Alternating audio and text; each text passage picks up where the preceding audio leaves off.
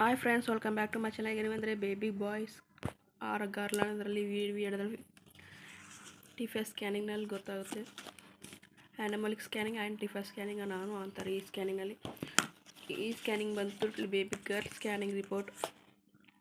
Placenta posterior not flowing ಇದೆ and FHR 159 BPM ಇದೆ. Baby weight 406 grams ±61 ಇದೆ. 21 weeks 3 daysನಲ್ಲಿ ಮಾಡಿಸ್ತಾರೆ. Delivery date 29/8/2023. First semester scanning.